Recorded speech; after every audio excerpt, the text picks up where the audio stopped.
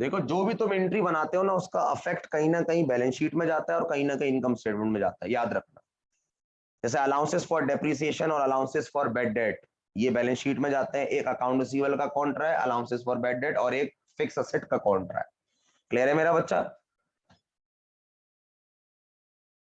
बस कोई भी चीज अगर आपको ऊपर नीचे दोनों नजर आ रही है तो आप माइनस प्लस करके लिखोगे, और अगर सिर्फ नीचे नजर आ रही है तो बेटा सिर्फ उसी को माइनस प्लस कर दो, मतलब माइनस प्लस नहीं करो, सॉरी, उसी को लिख दो।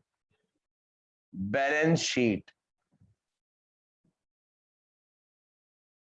एज एट दिसंबर 31, 2020, इस साइड पर आ जाएंगे हमारे एसेट्स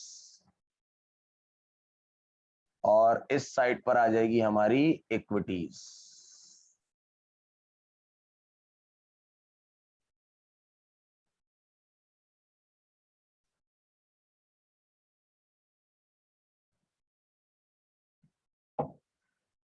ये आ गए हमारे एसेट्स,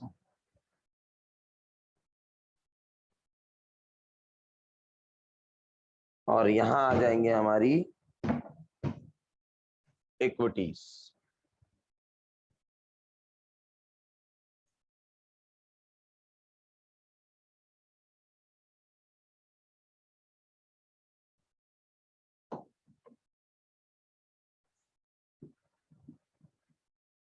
एसेट्स और इक्विटीज।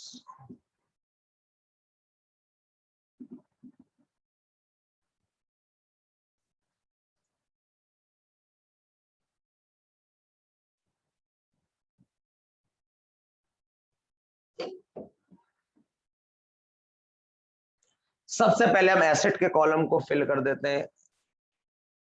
करंट एसेट सबसे पहले आएंगे। एक एक चीज पे देखना एडजस्टमेंट लग सकती है, एक एक चीज पे यानी एंट्री लग सकती है। सबसे पहले करंट एसेट में क्या क्या चीजें आती हैं? कैश आता है, सप्लाईज आता है, अकाउंट रिसीवेबल आता है, मर्चेंडाइज एंडिंग आता है, प्रीपेड आता है। ये कॉमन हमारे जो है वो करंट एसेट है।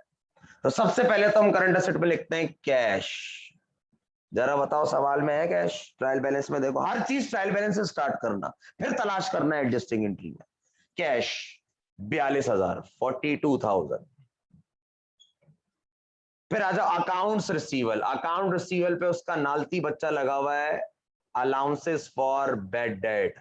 Allowances for bed date account रिसीवल का दुश्मन है, बेड डेट एक्सपेंस की बात नहीं कर रहा। मैं ये तुम्हें ये वाइपर पड़ा हुआ है, ये वाइपर मार दूंगा मैं तुम्हारे मुंह पे। क्लियर? यहां तक मैं वाइपर मार दूंगा मुंह पे। हाँ अभी दिमाग घूम रहा है मेरा। अलाउंसेस फॉर बेड डेट आपका जो है वो अकाउंट रिसीवल का कॉन्ट्रा होता है।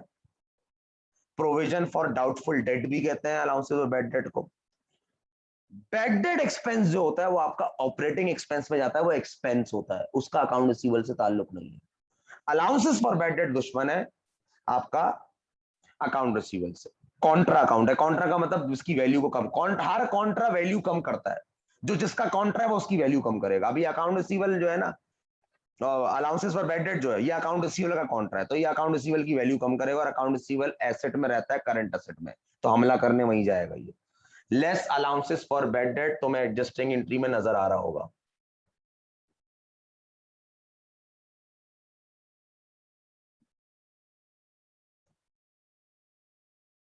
कितना है? 4,000। ओ सॉरी, पहले अकाउंट रिसीवेबल लिख लो। अकाउंट रिसीवेबल है 48,000, लेस कर दिया अलाउंसेस फॉर बेड डेट। चार चार 4,000 ऐसे ही है ना? 4,000 है ना? 4 ही हजार है ना? देख लो जरा, जल्दी से देख लो।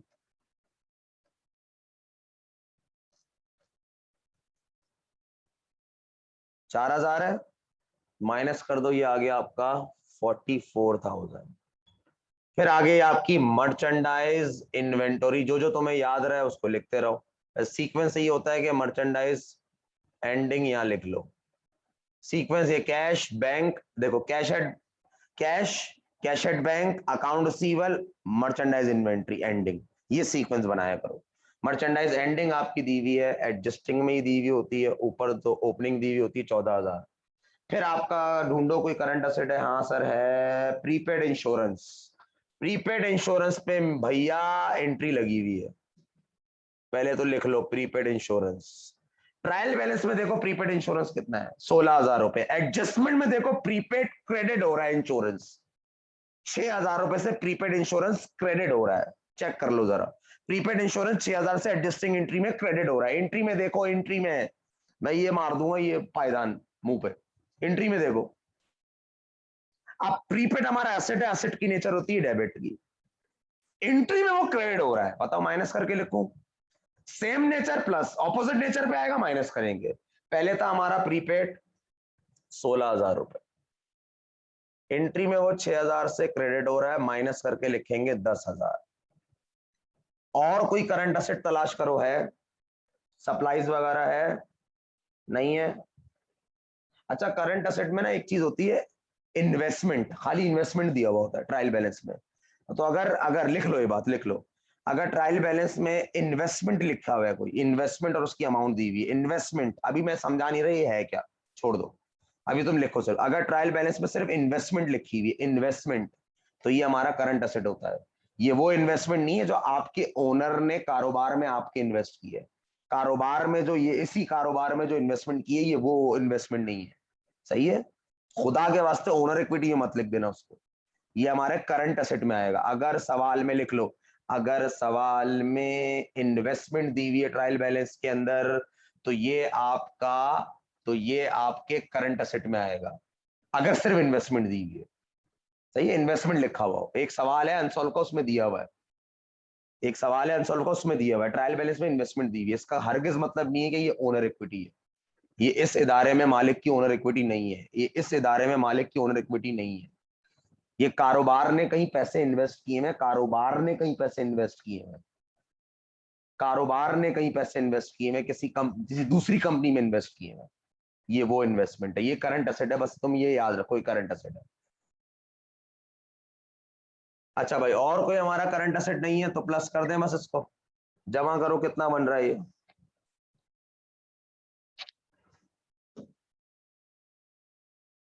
42,000 प्लस 44,000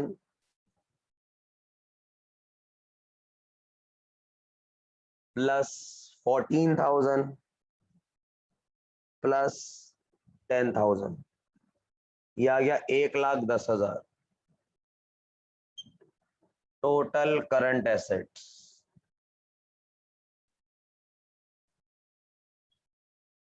अब आ जाओ फिक्स्ड एसेट। फिक्स्ड एसेट तुम्हारे पास एक ही दिया हुआ है, फर्नीचर दिया हुआ है।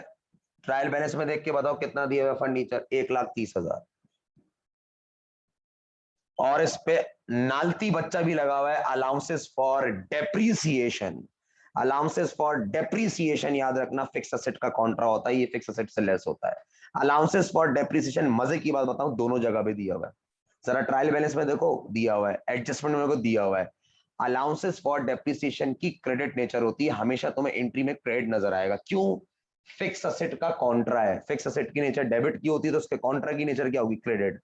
अलाउंसेस फॉर डेप्रीसिएशन की नेचर क्रेडिट होती है, एंट्री में भी क्रेडिट हो रहा है, वो चेक कर लो जरा, ऊपर भी दिया हुआ है, क्रेडिट होती है इसकी नेचर, तो इसको ऊपर लिखने की जरूरत नहीं है क्रेडिट। एडजस्टिंग एंट्री में देखो क्रेडिट हो रहा है, allowances for depreciation, credit credit जमा, जमा करके माइनस करूंगा मैं, क्रेडिट क्रेडिट जमा, जमा करके माइनस करूंगा, देखो होगा तो माइनस, लेकिन जो पहले से दिया हुआ है वो, और जो एंट्री में हमने 13,000 रुपए निकाला है ना, 13,000 कितना निकाला है? 13,000, वो जमा करके माइनस करेंगे। पहले से भी 13,000 है और एंट्री में भी 13,000 है, तो हम जमा करके माइनस करेंगे। 13,000 जमा 13,000, मैं यहाँ शो भी कर देता हूं, 13,000 जमा 13,000 लेस अलाउंसेस फॉर डेप्रीसिएशन। ये पोस्टिंग के रूल होते हैं, याद रखना, ऊपर भी दिया हुआ है नीचे भी दिया हुआ है। मैंने आपको क्या बोला था? माइनस प्लस करके लिखोगे, चाहे वो बैलेंस शीट में हो या वो इनकम स्टेटमेंट में हो। अलाउंसेस फॉर डेप्रिसिएशन की नेचर होती है क्रेडिट, पहले से क्रेडिट में दिया हुआ है, क्रेडिट में नहीं भी दिया हुआ तो क्रेडिट में ही होता है, ये ऊपर इसकी नेचर ही क्रेडिट में।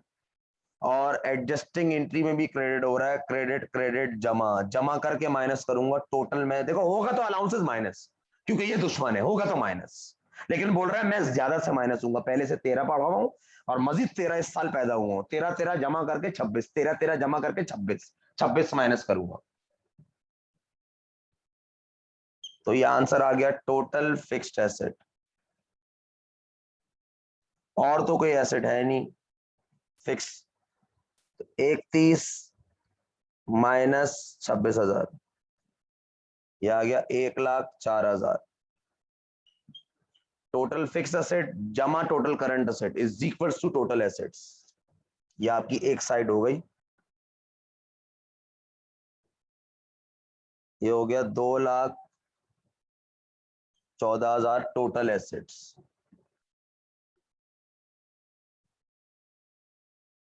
एक बार टैली कर लेते हैं भाई।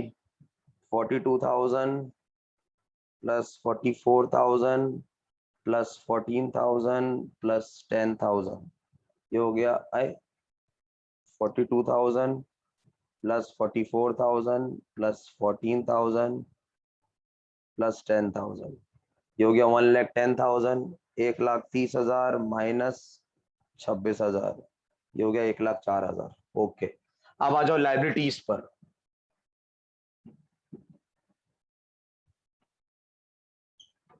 सबसे पहले देखो सवाल में तो मैं लाइबिलिटी दी हुई है अकाउंट्स पेबल, अनएंड भी हो सकती है लाइबिलिटी लेकिन नहीं दी हुई।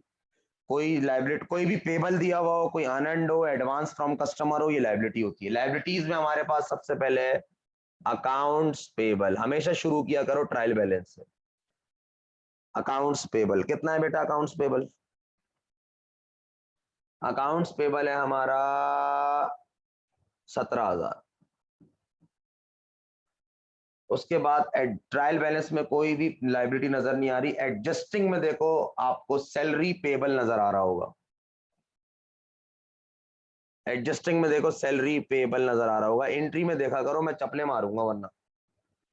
सैलरी पेबल नजर आ रहा है 4,000। पेबल देखना, एक्सपेंस मत देखना, पेबल देखो। हर एक एक चीज पे नजर रखा करो। सैलरी पेबल 4,000, तो उसके अलावा मेरे ख्याल से कोई और लाइबिलिटी नहीं है। तो ये 17,000 जमा 4,000, ये आपका 21,000 रुपये हो गया।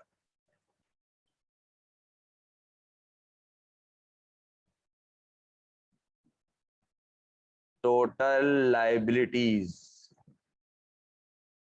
अब आ जाओ ओनर्स इक्विटी पे। ओनर इक्विटी में किस किस चीजों का इंपैक्ट पड़ता है? ड्राइंग का, इन्वेस्टमेंट का, प्रॉफिट का, लॉस का। चार चीजें।